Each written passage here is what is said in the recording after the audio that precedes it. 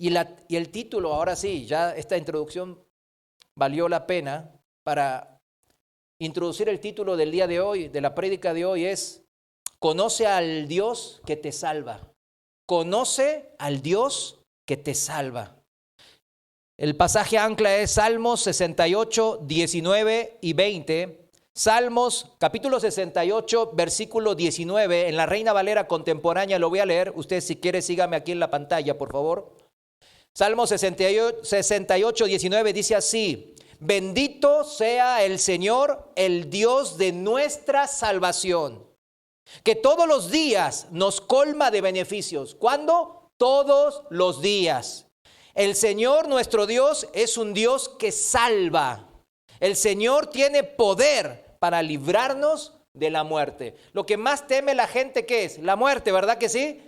Todos tienen miedo a la muerte, mas sin embargo, los que estamos en Cristo ya no tenemos miedo a la muerte, porque Cristo venció a la muerte en la cruz y ahora somos libres de la muerte. Tomamos el agua de vida para ya nunca más morir, hermanos. De eso se trata ser cristianos. Conoce a este Dios que te salva. El Señor es el único Dios vivo y verdadero que puede salvar. Hay muchos dioses falsos que dicen que nos pueden salvar, pero solamente hay uno verdadero que en verdad lo hace. Dios, nuestro Abba Padre, puede salvar mi alma y mi espíritu. ¿De qué? De la condenación eterna, el infierno. Y también puede salvar mi cuerpo, también de un peligro, de una enfermedad. Entiéndalo. ¿Usted cree que solo Dios, y subrayo del solo Dios le puede salvar? ¿Lo cree? Si su respuesta es amén, entonces hay que buscar su salvación. ¿Para qué? Para todas las cuestiones, problemas que enfrentamos a diario. Todas. Cuando decimos, sí, yo creo en Dios, pero también creo en esto y lo otro, creo en mi inteligencia, en mis habilidades, en mi experiencia, en mis influencias, conozco políticos, conozco empresarios, tengo un tío millonario, yo qué sé. Y ahí empezamos a confiar en otros dioses. Se vuelve un problema, siempre. Por eso, a la pregunta de si usted cree que solo Dios le puede salvar, si su respuesta es no creo, un ateo, ¿verdad? No, un incrédulo, no creo de plano. O no sé, un agnóstico, ¿verdad? Sé que hay algo, recién vimos que, ¿verdad? Vimos la estructura molecular y vemos el motor tan preciso. Es increíble a nivel atómico. Y decimos, no, fue de casualidad, ¿verdad que no? No, hay un diseñador de esto tan espectacular, que la gente, los ingenieros, los arquitectos de ahora, diseñando motores, incluso estructuras y edificios, imitan lo que en la naturaleza Dios había creado. Pero dicen, sí, algo puede haber, pero yo qué sé que sea. Por ahí es Alá, por ahí es Buda, por ahí es Hare Krishna, por ahí es, no sé, o un grupo de grandes dioses que quién sabe cómo se llamen. O por ahí también es Dios, quién sabe, yo no sé, no tengo esa capacidad de saberlo. Eso es un agnóstico, ¿sabía? No sé, no estoy seguro. Mas sin embargo, la Biblia es lo suficientemente reveladora de este Dios que nos salva, mis hermanos. El que usted no quiera conocerlo, el que usted hasta ahora no lo conozca bien, no es negligencia de Dios, es negligencia nuestra. Si no, mire la Biblia. ¿Se acuerdan cuando las Biblias que son en papel? Son gruesas. La primera vez que vi una Biblia, ¿qué dijo? Ay, no, tengo que leer todo esto. Yo me acuerdo que así pensé. Ay, la palabra de Dios, hay que leerla. Y cuando la vi, dije, no, pues qué onda. No, se pasó de la raya el Señor. Nos reveló demasiado, ¿verdad? Pero justamente es extensa porque Él quiere que nadie se vaya sin conocimiento de Él. Si su respuesta es no, no sé, o quién sabe, quizás solo Dios pueda salvar. Le contesto con esta pregunta: ¿qué espera para conocer al único Dios que puede salvar? No espere más.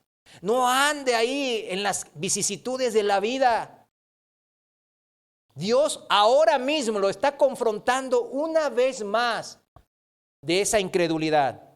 Puedes pasarte toda la vida buscando a alguien que te salve de tu vacío espiritual. Así andábamos los que antes andábamos en el mundo. Buscábamos en la amistad, en una pareja, incluso teniendo hijos, formando una familia, quitar el vacío interior que había en nosotros. Mas sin embargo vimos que ni mi marido, ni mi esposa, ni mi hijo me salva.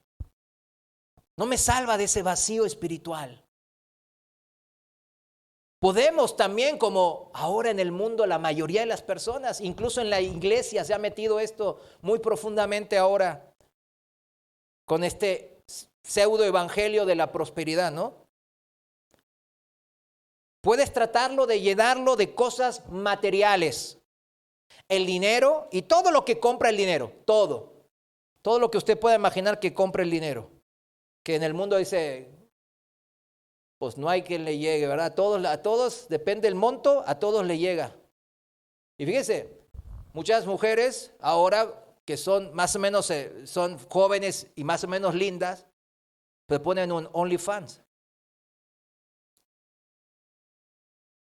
¿Se da cuenta? No hay nada que el dinero no pueda comprar, dice en el mundo. Mas sin embargo, los cristianos sabemos que no es así. Quizás al principio pareciera que se llenara ese vacío interior, ¿verdad? Con las cosas materiales. Pero es una ilusión efímera.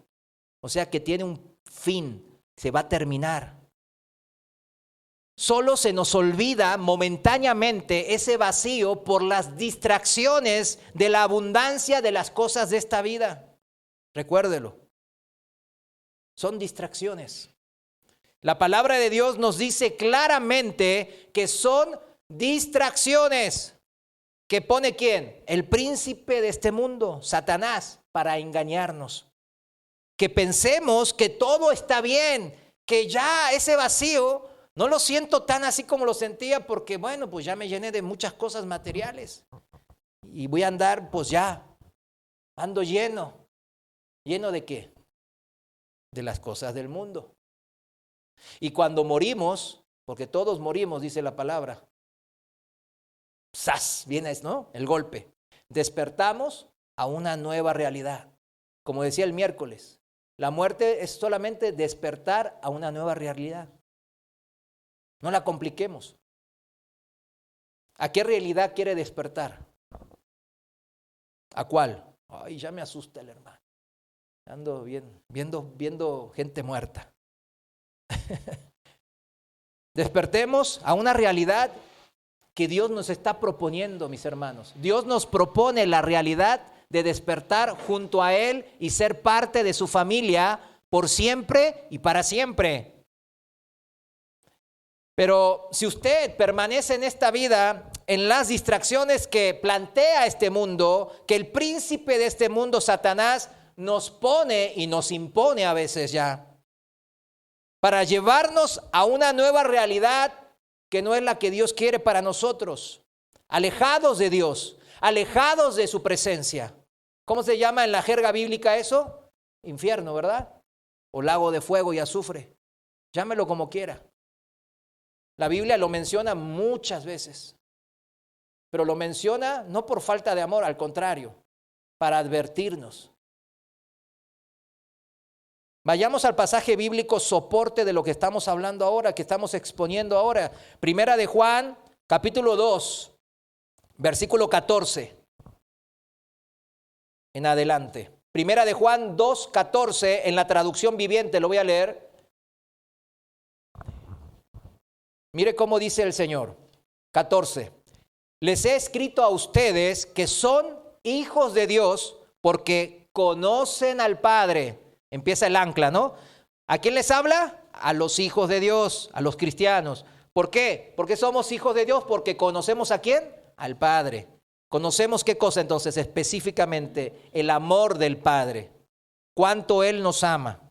Sigo leyendo. Les he escrito a ustedes, los que son maduros en la fe, porque conocen a Cristo, quien existe desde el principio. Les he escrito a ustedes, los que son jóvenes en la fe, porque son fuertes. La palabra de Dios vive en sus corazones y han ganado la batalla contra el maligno. Versículo 15. No amen a este mundo ni las cosas que les ofrece, porque cuando aman al mundo no tienen el amor del Padre en ustedes. ¿Recuerdan cuando el Señor dijo no puedes tener dos señores, dos amos? ¿Se acuerdan de eso? Cuando o es Dios o el dinero. O sea, el dinero representando a todas las cosas que nos ofrece este mundo. No se puede amar a esas dos, dice. Porque vamos a amar a uno y menospreciar a otro, dijo el Señor. ¿Recuerdan de ese pasaje? No, algunos miran, no lo recuerdo. Bueno, recuérdelo, búsquelo.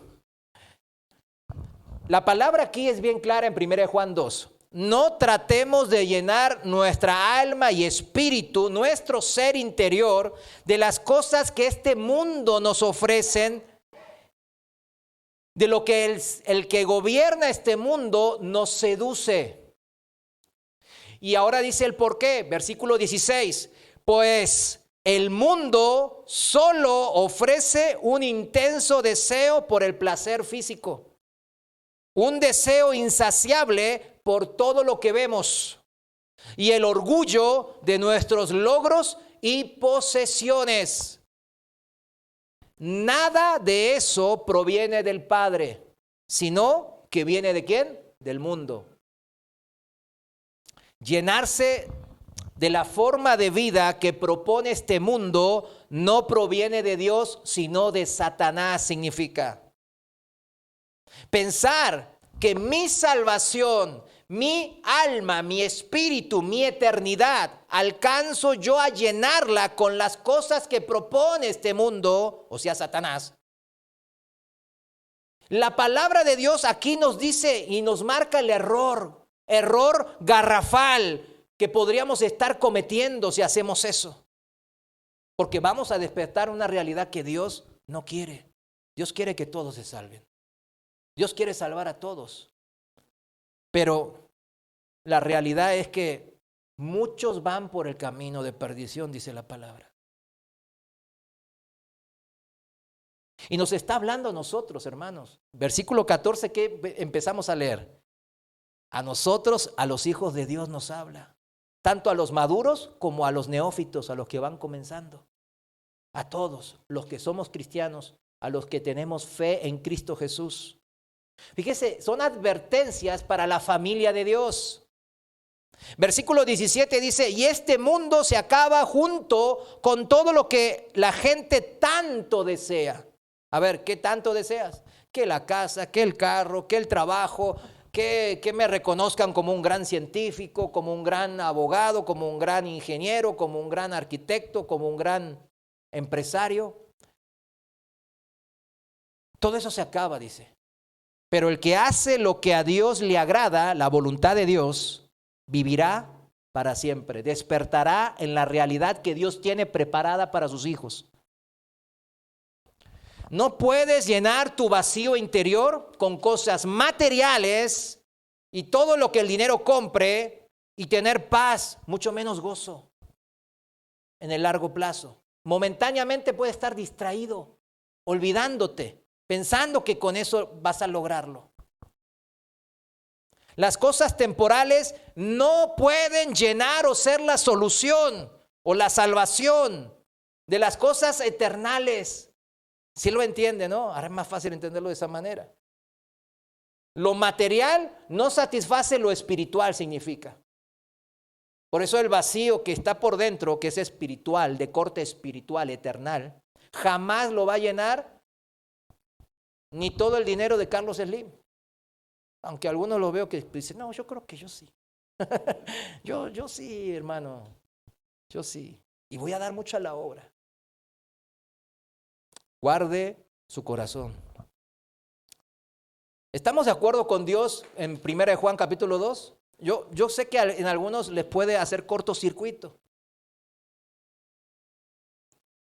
Pero el que hace la voluntad de Dios permanece para siempre. Ay, ¿no era la salvación por fe? Es lo mismo. El que tiene fe, ¿qué dice Santiago? Es una fe que obra por amor, porque conoce al Padre, cuánto lo amó este Dios y no me merezco nada. ¿Cuánto se merece del amor de Dios? A ver, díganme. ¿Cuántos piensan que hasta poquito? Ni poquito nos merecemos.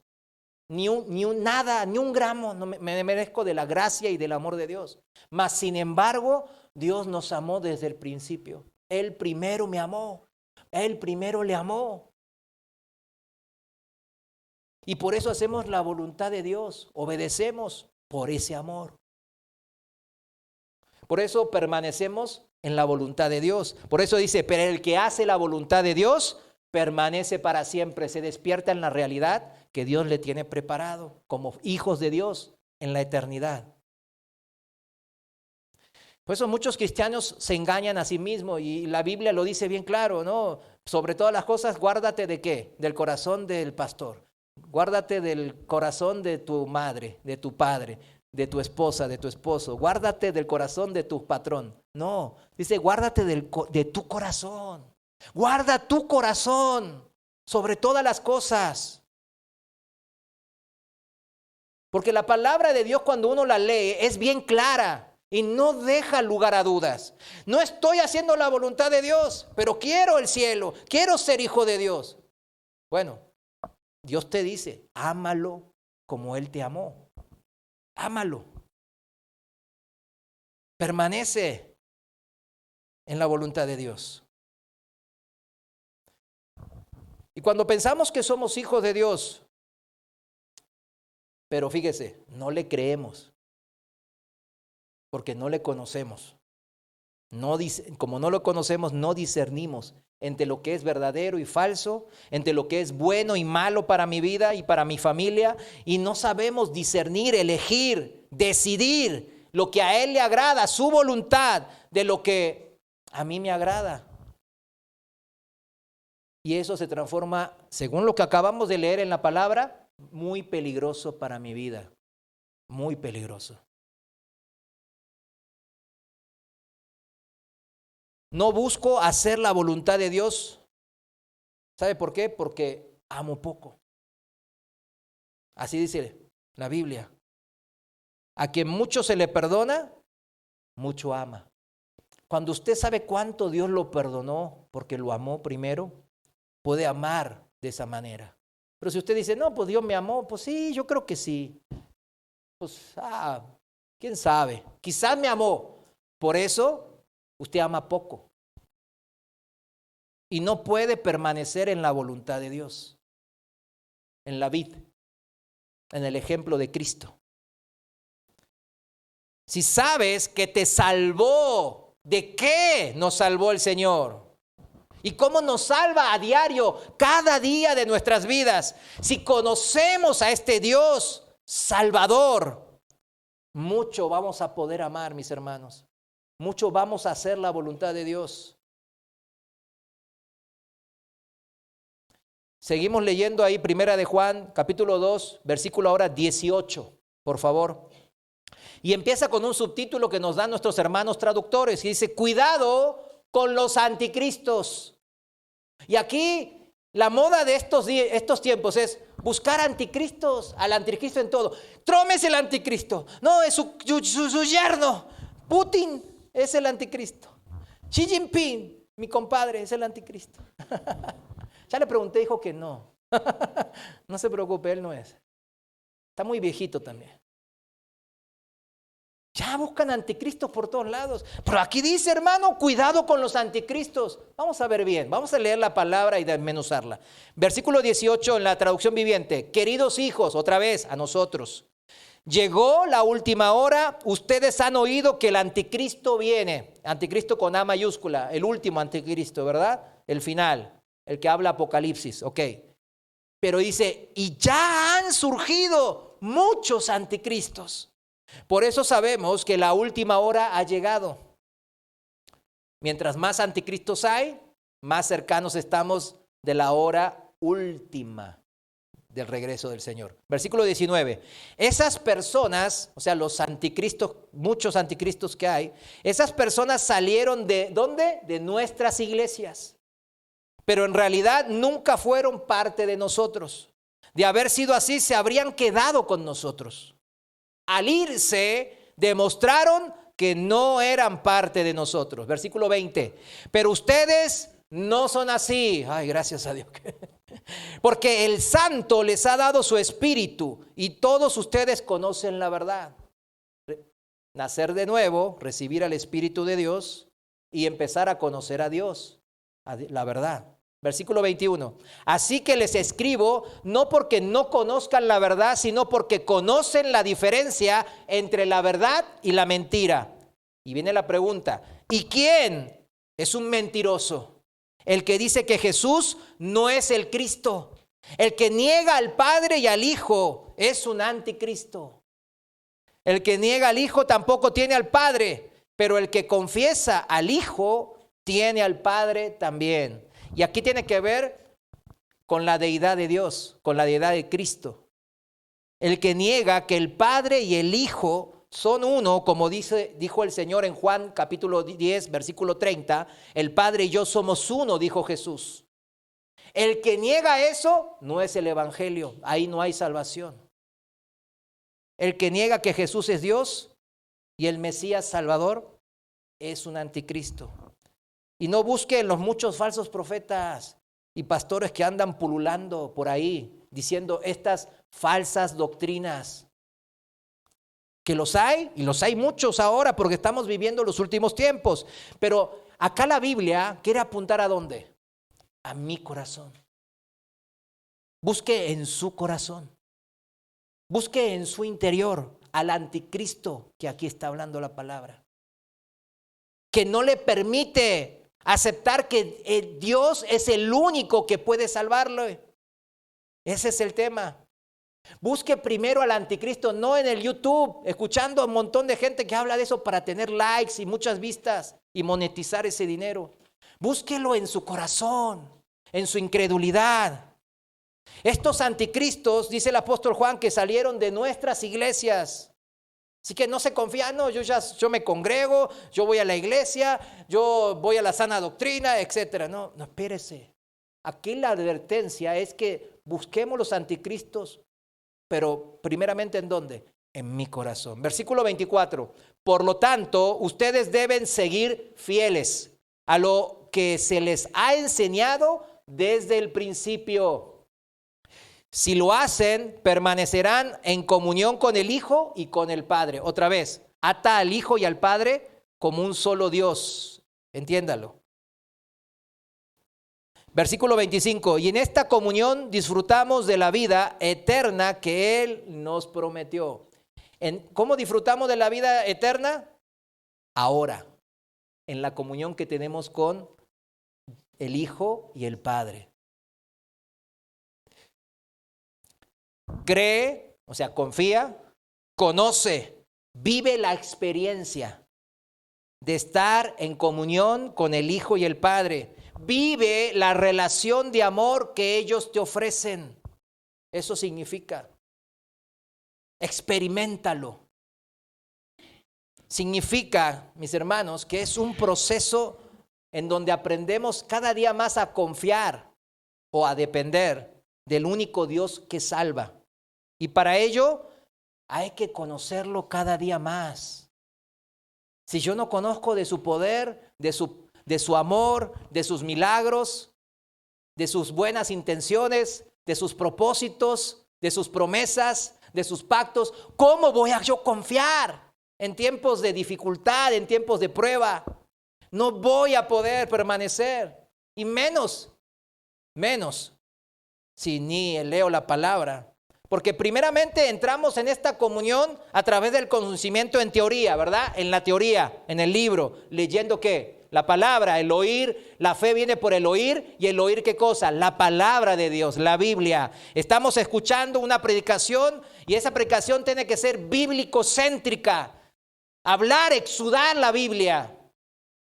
No las cosas que si yo, que yo hice esto y que hice lo otro y qué maravilloso es el tal brother. No, hablemos Biblia. Pero también, aquí como bien dice, tiene que ver con la experiencia. ¿De qué? En la práctica.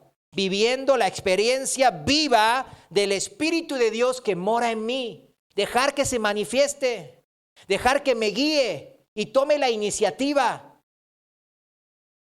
En toda la semana, ¿cuántas veces le ha pedido al Espíritu Santo? Señor, guíame, guíame. ¿Es esto tu voluntad? Quiero agradarte, Señor. Tan sencillo, ¿no? O sea, no se ponga ahí como que se hinca el cuarto de guerra y que no sé qué. No, o sea, solamente pregúntele. Hable con su Padre que lo ama tanto. Esto de permanecer en el Hijo y en el Padre, que forman un solo Dios. Esto es la relación que Él busca. Una relación, una comunicación. Pues es comunión, estamos comunicándonos con Él. ¿A dónde corre cuando tiene un problema? ¿A dónde va? ¿Quién es el primero que corre? Pues debe ser a Dios, porque Él solo es nuestra salvación. Versículo 25, continuando ahí en 1 Juan 2, versículo 25 dice, y en esta comunión, o sea, de Dios con nosotros, ¿qué dice? Disfrutamos de la vida eterna que Él nos prometió. Acuérdense, es importante.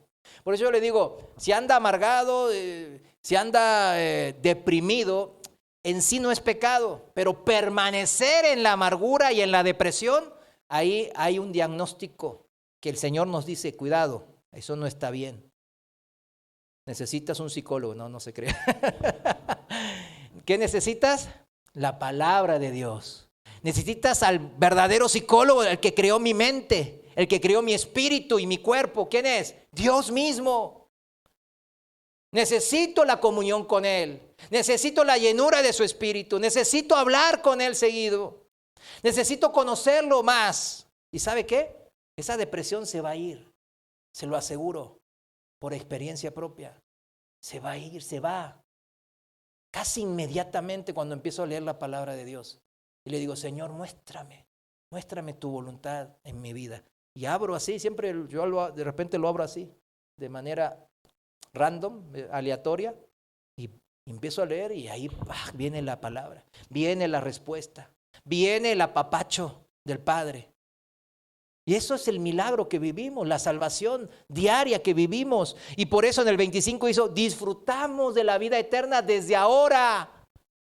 No es cuando moramos.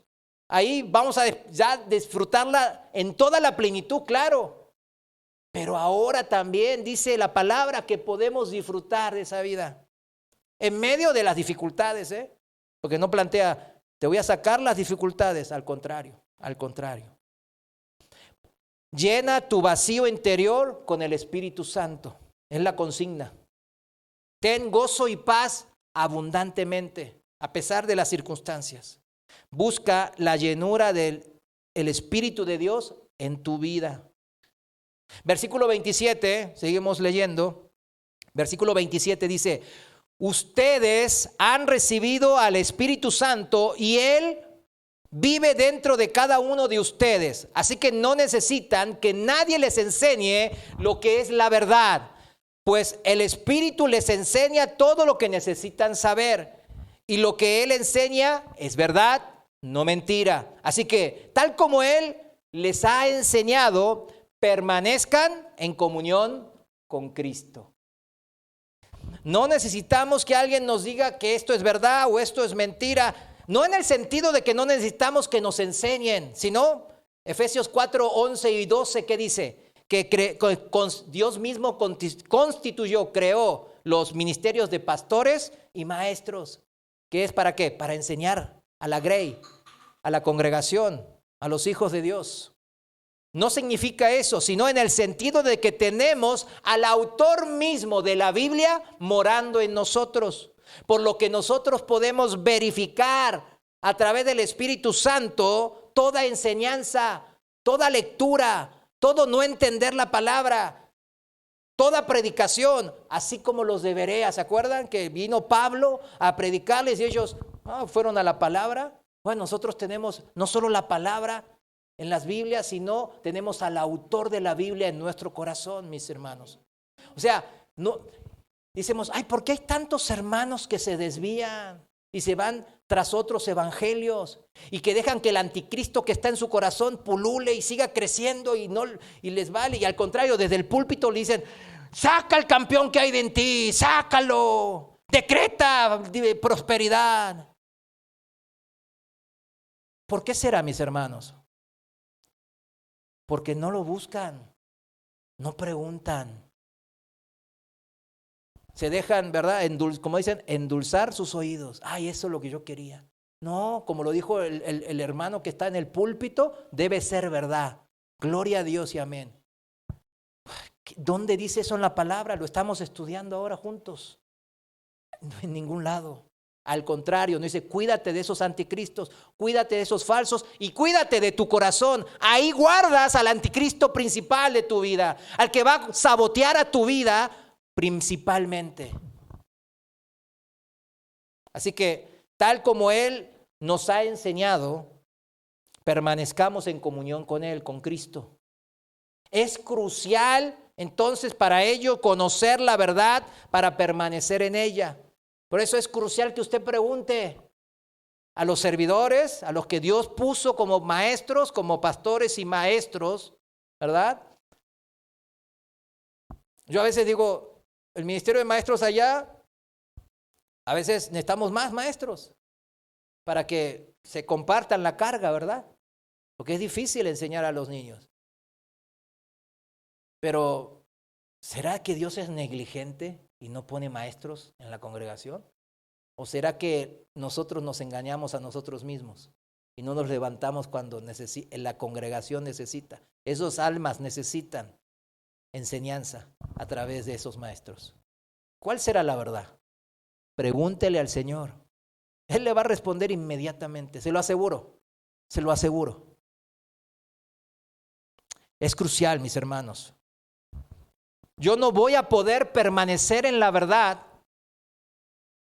si no hay comunión con el Señor, no hay amor, no hay relación, no hay salvación. Despertamos en una realidad horrible. Vayamos, ahora ya los asusté, así que vamos a Isaías. Vamos a las buenas noticias. Isaías 43:11, en la Reina Valera. Este es un versículo corto, pero de los que más me gusta, lo que más me trae esperanza. Isaías 43:11 dice, yo, Jehová, y fuera de mí no hay quien salve. Qué fácil nos las pone, ¿verdad, el Señor? ¿A dónde vamos a ir cuando estamos pasando por aflicción, por prueba, por dificultad, por enfermedad? Cuando estamos tristes, cuando tenemos este vacío a llenar. ¿A quién vamos a ir? A este Dios vivo y poderoso, al único quien puede salvar, dice la palabra. No hay otro como nuestro Dios, porque es el único quien tiene la capacidad para salvación. El único. Hago una vez más la pregunta del millón, como dirían. ¿Usted cree que solo Dios le puede salvar? Amén. Más nos vale, dice, ¿verdad?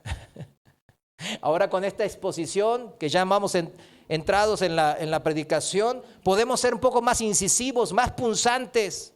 Más nos vale, mis hermanos, a nosotros responder amén, sí, verdaderamente sí, Señor, creo. Porque escrito está, yo soy Dios, el Señor, y fuera de mí no hay quien salve. Vamos a estar toda la vida, si no llegamos a los pies de Cristo, buscando salvaciones en otros lados, y no la vamos a encontrar. Esta es la mera verdad. Es la palabra de Dios. Quiera o no quiera que sea verdad. Eso no importa, la verdad. El negar la verdad no la convierte en mentira. Nunca. El negar que Dios existe, por ejemplo, ¿elimina a Dios? No, ahí está su poder y su magnificencia. Lo puedo negar, pero voy a despertar en una realidad que pensé que no existiría, que no aplicaría para mí. Pero peor aún, como ahora el apóstol Juan habla a ¿quiénes? A los hijos amados de Dios, a la congregación. El que conociendo la verdad la niega es un necio, un antiverdad. ¿Qué sería eso? Un anticristo. Por eso les exhortaba a tener cuidado primeramente del anticristo que llevamos dentro en forma de incredulidad. Dejemos esa incredulidad de lado. Señor, yo creo en ti. Perdóname mi incredulidad. ¿Cómo dijo, verdad? Perdona mi incredulidad. Creo en ti, perdona mi incredulidad. Perdóname mis tropiezos. Perdóname mi tibieza. Ayúdame, guíame. Y póngase a leer la Biblia. Póngase a leer la Biblia en donde quiera. Dios le va a mostrar la verdad, porque está leyendo la verdad. Una vida vacía, que es muerta espiritualmente, solamente puede ser llenada por el mismo Espíritu de Dios. Por eso cuando nacemos de nuevo, cuando creemos genuinamente que Cristo murió en la cruz por mí, Dios manda al Espíritu Santo para llenar ese vacío espiritual, lo espiritual con lo espiritual. Entonces, en esa comunión que ya tengo con el Espíritu Santo, tengo que empezar a responder según la verdad de Él, según la voluntad de Él, no según lo que yo creo, lo que yo pienso, lo que yo estimo. Mejor cree y conoce al Dios que quiere salvarte. Y conocerás la verdad, y la verdad te hará libre. Libre de todo yugo de la condenación del pecado. Recuerde su primer amor. Acuérdese cuando se convirtió y nació del Espíritu de Dios. Cuánto alivio hubo en su corazón. Cuánto alivio hubo a pesar de que no se resolvieron los problemas en donde estaba metido quizás. Pero había alivio, un alivio. Una paz, como dice, que sobrepasa todo entendimiento. Eso es lo que nos plantea. Habrán tentaciones, pero ya no hay vacío. Habrán pruebas y duras, pero ya no hay vacío. Habrá sufrimientos y aflicciones, pero ya no hay vacío. En todos estos problemas o dificultades, dice la palabra que el Señor nos libra de ellos. Como vimos en la anterior enseñanza, el Señor tiene cuidado de nosotros. Veremos al Dios que cumple su palabra, al Dios poderoso que tiene la capacidad de hacerlo y tiene el deseo de hacerlo porque nos ama. Él es nuestra única salvación y siempre obra a nuestro favor. Nos gozaremos con Él, disfrutaremos de su salvación como recién leímos, ¿verdad? En 1 Juan. Pero debemos ¿de qué? De permanecer en esa comunión. Cuando usted pierde la comunión, va a empezar ese vacío a manifestarse, ¿verdad? Inmediatamente no es ir al psicólogo, es ir ¿a quién? Al Señor, al que creó mi mente y mi alma. Juan 15, versículo desde el 1, en la traducción viviente, lo voy a leer. Dice así: yo soy la vid verdadera y mi Padre es el labrador. Él corta de mí toda rama que no produce fruto. Primero, ¿a quién corta? Al que no produce fruto. Porque es imposible que si hay comunión con el Espíritu Santo, que el fruto del Espíritu Santo, ¿vio? El amor, la templanza, la humildad, el control propio, bueno, la paciencia, todo eso no se manifieste, es imposible. Tiene que manifestarse. Por eso dice, Él corta de mí toda rama que no produce fruto. Pues no da fruto esta rama, se corta. Pero miren, escuche bien, y poda las ramas que sí dan frutos, para que den aún más frutos. O sea, Dios nos va a dar más frutos ¿a través de qué? De la poda, de la prueba, de la dificultad, de la aflicción. Versículo 3, ustedes ya han sido podados y purificados por el mensaje que les di. Permanezcan en mí y yo permaneceré en ustedes. Pues una rama que no puede producir fruto si la cortan de la vid, y si ustedes tampoco pueden ser fructíferos a menos que permanezcan en mí. Ciertamente yo soy la vid, dice el Señor, ustedes son las ramas. Los que permanecen en mí y yo en ellos producirán mucho fruto, porque separados de mí no pueden hacer nada. No hay nada que se pueda hacer. Con el vacío espiritual, nada. Con la llenadera de cosas materiales ahí, por más que le vaya bien en lo material, si no le doy gloria a Dios, va a ser puras cosas efímeras. No podemos hacer nada. El que no permanece en mí, el que no se permanece en esa comunión con el Señor, es desechado como rama inútil y se seca. Todas esas ramas se juntan en un montón para quemarlas en el fuego. Es una representación o analogía ¿de qué? De los tiempos finales, cuando se junten todas y al fuego del infierno. Los que viven bajo la distracción del maligno, llenándose de sus propios deseos y de la vanagloria de este mundo, van camino a esta perdición que nos está advirtiendo el Señor en amor. Pero, versículo 7, si ustedes permanecen en mí y mis palabras permanecen en ustedes, ¿vieron cómo lo ata el Señor? Conocer la Biblia. Si ustedes permanecen en mí y mis palabras permanecen en ustedes, pueden pedir lo que quieran y les será concedido, porque no vamos a pedir según nuestros propios deseos, sino según ¿qué? La voluntad de Dios. Cambia totalmente.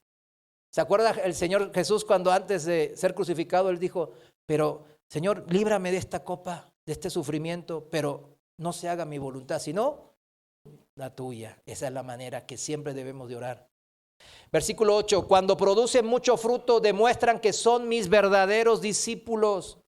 Eso le da mucha gloria a mi Padre. Versículo 9, yo les he amado a ustedes tanto como el Padre me ha amado a mí. Permanezcan en mi amor. Y subraye eso, porque se trata de esta comunión, hacer la voluntad de Dios, ser obedientes, significa permanecer en el amor de Dios. ¿Sabe cuándo no puede usted obedecer? Cuando el amor de Dios se le empieza a nublar en su mente y en su corazón. Ahí ya no obedece. Versículo 10, cuando obedecen mis mandatos, permanecen en mi amor. Ahí está lo que les dije recién. Así como yo obedezco los mandamientos de mi Padre y permanezco en su amor. Versículo 11, les he dicho estas cosas para que se llenen de mi gozo. Volvemos, como dijo en 1 de Juan capítulo 2, ¿verdad? Que el propósito es de llenarnos de gozo, de alegría. Así es, dice la palabra. Desbordarán de alegría, sobreabundará la alegría, el gozo. Este es mi mandamiento, ámense unos a otros de la misma manera que yo los he amado. Encontrar el amor de Dios en las personas. Muchas personas necesitan de ese amor de Dios. Necesitan que nosotros manifestemos ese amor de Dios. Y eso es hacer iglesia. Usted viene aquí para aprender a hacer eso. Entiéndalo. Dios me ha dado la capacidad, como hijo de Él, de amar porque ya he conocido el verdadero amor de Dios. Me ha dado el Espíritu Santo para poder disfrutar y para tener una guía, un norte en mi vida. Y así voy a permanecer en la vid, obedeciéndole en amor. En esta comunión encontraré el gozo y la paz y toda salvación que Dios tiene preparado para mi vida. Aquí, entonces, una pregunta. Como dice el mismo Señor en el versículo 11, ¿se llena de gozo al vivir la experiencia de la vida nueva en Cristo? Eso es una pregunta importante. ¿Se llena de gozo? Recién aprendimos que esa es la conclusión, que el Señor quiere que nos llenemos de gozo por vivir la experiencia de estar en comunión, de una relación de amor con el Señor, ¿verdad? Se llena de gozo al vivir esta experiencia, esta comunión de la vida nueva en Cristo, de dar mucho fruto al obedecer al Señor, en poder amar al prójimo. Y todo mientras el labrador, Dios mismo, corta y poda en su vida. ¿Se da cuenta? Cuando conoces al Dios que te salva por amor, quieres permanecer en la vida. No por temor a ser quemado en el fuego del infierno, sino por amor, por la experiencia, por la práctica de estar llenos del Espíritu de Dios, de la llenura del Espíritu Santo en mi vida. ¿Qué vemos en su revelación hacia los hombres? ¿Qué vemos en la Biblia? Que Él, usted léalo, Él nos alienta, Él nos instruye, Él nos aconseja, Él nos advierte, Él nos redarguye, dice la palabra. Y nos dice bien claro, que dejemos a los ídolos que propone este mundo. Ya dejémoslos. Volvámonos al único Dios que puede salvar. Para ahora sí, que el gozo del Señor esté en nosotros y nuestro gozo sea completo. Eso es Juan 15:11. Se los voy a leer bien de vuelta. Estas cosas les he hablado para que mi gozo, dice el Señor, para que el gozo del Señor esté en nosotros y nuestro gozo sea completo.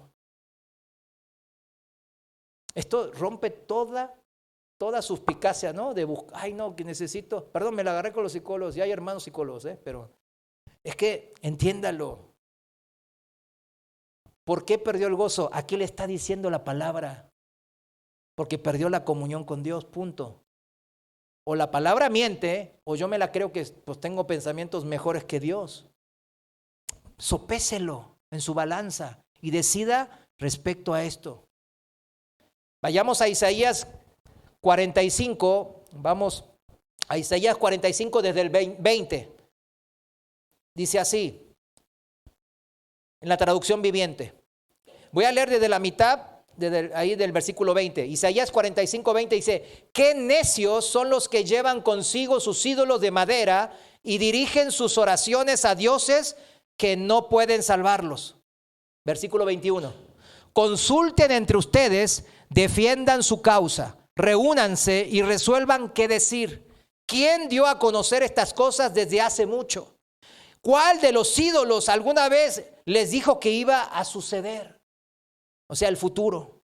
¿Acaso no fui yo, el Señor? Pues no hay otro Dios aparte de mí, un Dios justo y salvador. Fuera de mí no hay otro. Que todo el mundo me busque, ¿para qué? Para la salvación. Porque yo soy Dios, no hay otro. He jurado por mi propio nombre, he dicho la verdad y no faltaré a mi palabra. El Señor mismo nos pone por escrito, yo no voy a faltar a mi palabra. No te voy a quedar mal si confías en mí. Toda rodilla se doblará ante mí y toda lengua me declarará su lealtad. La gente declarará, el Señor es la fuente de mi justicia y de mi fortaleza. Y todos los que estaban enojados con él, los incrédulos, se le acercarán y quedarán avergonzados. O sea, toda rodilla se va a doblar ante la verdad del Señor. Este pasaje en Isaías nos presenta la gran diferencia que hay entre los dioses falsos de este mundo y el verdadero Dios vivo. Y es que nuestro Dios, el único Dios verdadero, ese sí puede salvar. Y nos ofrece su salvación a todos nosotros, a todos. Pero hay una condición. No es por obras, no es por sacrificios. O sea, no es algo que debamos de hacer, sino de creer. Creerle en verdad, en nuestro corazón. Convencidos de que a pesar de la circunstancia en que yo ahora esté sufriéndola, Él vendrá a mi rescate, porque así Él se presenta ahora. Lo acabamos de leer en Isaías 45, el Dios que nos salva. Por eso, los que en verdad creemos en este Dios que nos salva, permanecemos en la vid. Vivimos su salvación desde el momento en que creímos por primera vez. Experimentamos esa salvación a lo largo de nuestras vidas, ahora aquí en la tierra. ¿Cuándo fue la última vez que el Señor le ha salvado? Chéquelo. Ay, hace mucho no me acuerdo. ¿Cuándo será? ¿No será por eso que no puede obedecer, no puede permanecer en la vid, no puede estar en la comunión con el Señor? ¿No puede vencer ese pecado? Me acuerdo cuando quería dejar de tomar. Pues sí, no fue fácil. Caí muchas veces. Pero cada vez que leía la parte que el Señor murió en la cruz por mí, no. Se me quitaba toda ganas de tomar, en serio. La Biblia, mis hermanos, con esto quiero terminar. La Biblia está llena de experiencias del pueblo de Dios siendo rescatados, ¿verdad que sí? O salvados por el brazo poderoso del Señor. Acuérdense, Dios salvó a su pueblo de Egipto, ¿se acuerda? Lo sacó con mano poderosa, dice, y puso 10 plagas tremendas para Egipto. La pregunta para nosotros en forma personal es: ¿de cuáles yugos de esclavitud te ha liberado el Señor? ¿Cuál?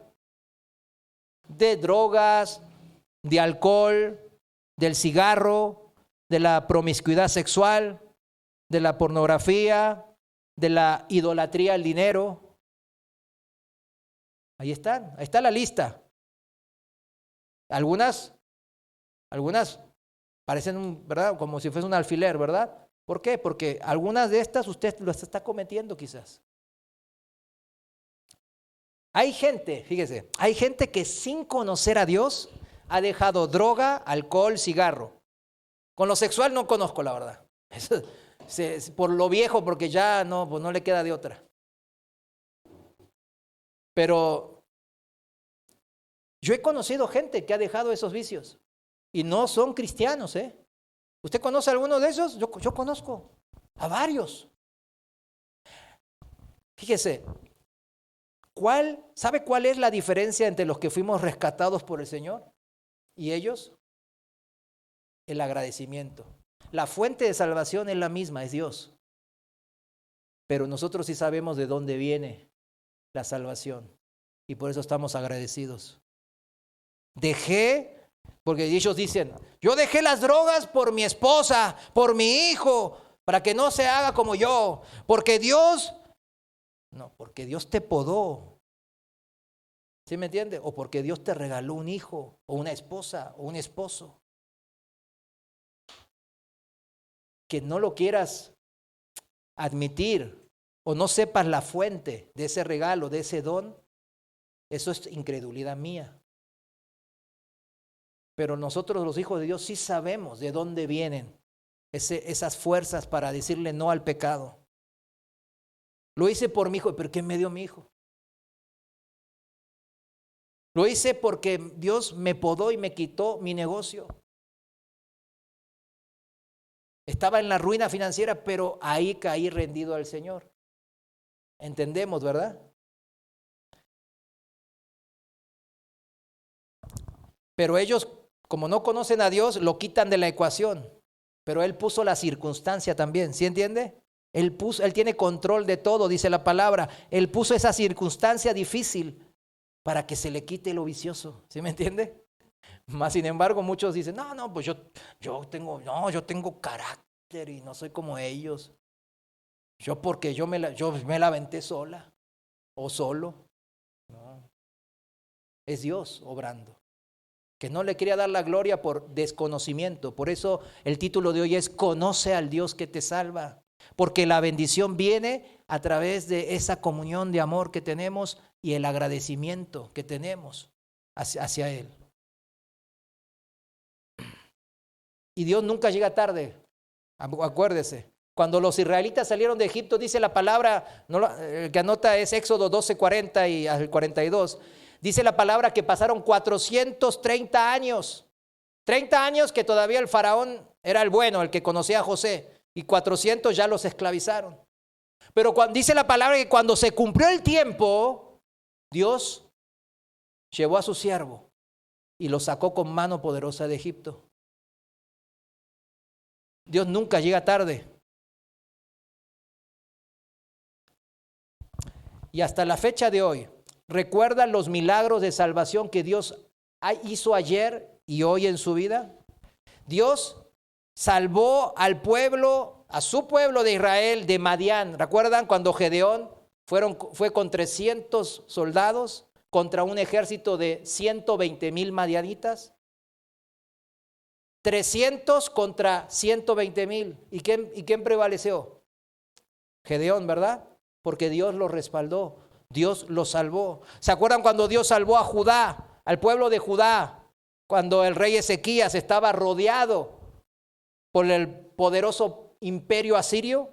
Bajó el ángel del Señor y mató 185,000 soldados que estaban sitiando la ciudad de Jerusalén y los libertó.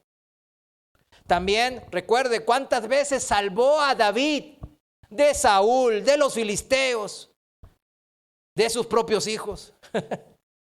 A Elías, de los 450 sacerdotes de Baal. A Sadrán, Mesach y Abed-Negó, del horno de fuego de Nabucodonosor. A Daniel, de los leones. ¿Cuántas veces también te ha salvado tu Dios de tus enemigos, de los que te quieren hacer mal? ¿Cuántas veces te salvó Dios del horno de fuego y del foso de los leones? ¿Vas a ser como aquellos incrédulos? No, yo por mi propia cuenta salí de las drogas. Yo por mi propia cuenta dejé de fumar. ¿Vas a ser así o vas a ser agradecido al Señor y permanecer en la vida? Si piensas de esta manera, pues estamos en el camino correcto. Terminamos. Hay un rescate final para los últimos tiempos que el Señor ha dejado a nosotros. Es para su pueblo también. El Señor dice que va a venir sobre las nubes del cielo con gran poder y gloria, y va a reunir a todos sus elegidos, a todo su pueblo que es por fe. ¿En dónde? En el aire, con gran voz de trompeta. Esto está en Mateo 24, 30 al 31 para el que anota. Mateo 24, 30 al 31. A ver, ¿cómo le parece este relato? De fábula, ¿no? Un cuento, una película de Marvel, de los superhéroes. Es tan increíble este evento de rescate, de salvación final hacia su pueblo, que incluso muchos cristianos no creen. Este misterio que Pablo lo revela en su primera carta a los Corintios, dice en 1 Corintios 15, 51, en Reina Valera Contemporánea, dice, presten atención, dice Pablo, presten atención que les voy a contar un misterio. No todos moriremos, pero todos seremos transformados. Ahí está. Aunque lo hayamos leído innumerables de veces este pasaje, suena fantasioso, ¿verdad? Suena como un cuento de hadas.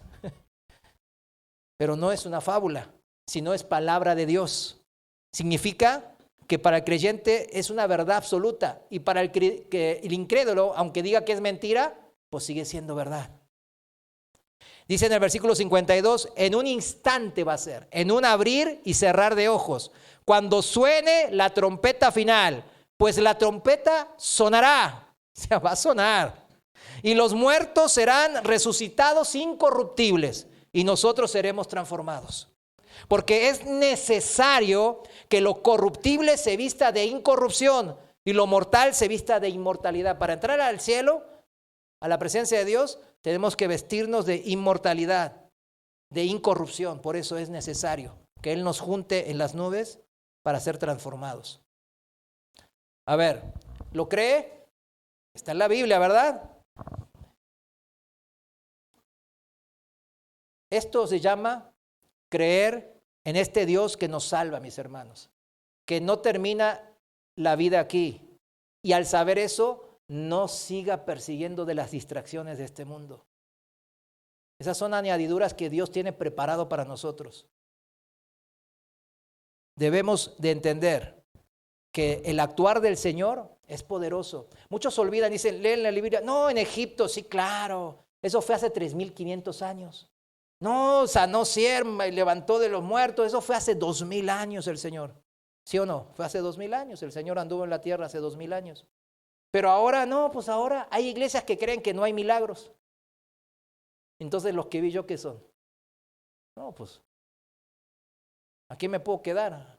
horas y horas contando de milagros.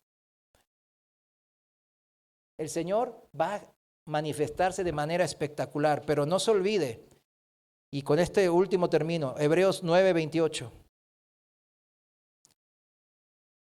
No se olvide de la salvación que ya ha hecho en su corazón, que lo ha transformado de un anticristo a alguien que tiene una relación con el Señor y permanece en la vida.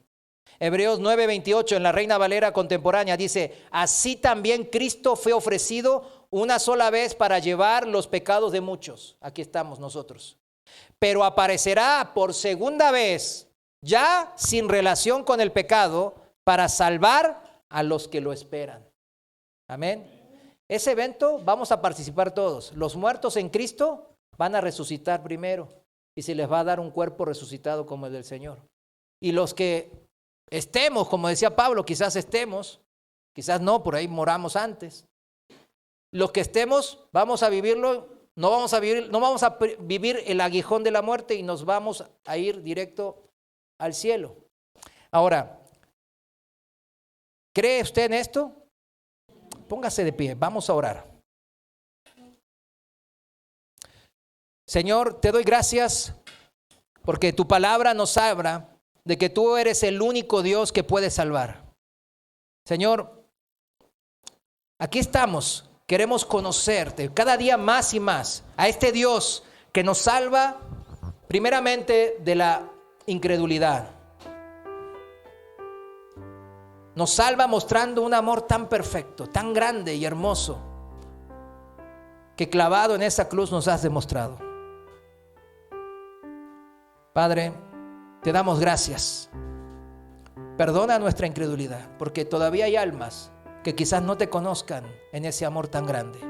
Y por eso andan batallando, siguiendo sus propias conclusiones, no buscándote en la hora de la angustia. Padre, perdona nuestra incredulidad y ayúdanos, Señor. Queremos despertar a esa realidad en el día a día, Señor, de tu salvación, de tus milagros, de tu poder, en todos los días de nuestras vidas hasta que tú nos llames o que tú regreses. Padre, sabemos que aquel día que te estemos todos en las nubes, vamos a decir, wow, tu palabra es verdad y se ha cumplido. La emoción que va a emanar de nuestros corazones va a ser increíble, indescriptible. Pero hasta ese día, Señor, ayúdanos a destruir al anticristo que mora en nuestros corazones, a esa incredulidad que no nos permite vivir tu salvación y estar en tu gozo. Señor, toda incredulidad lleva a depresión, lleva a amargura, lleva a vivir una vida que a ti no te agrada. Padre, ayúdanos. Hoy hemos aprendido que si te conocemos más y más y te buscamos y confiamos en ti, mi Dios, habrá alegría y gozo en nuestra vida. Padre, te bendecimos por esta promesa y esperamos en ti.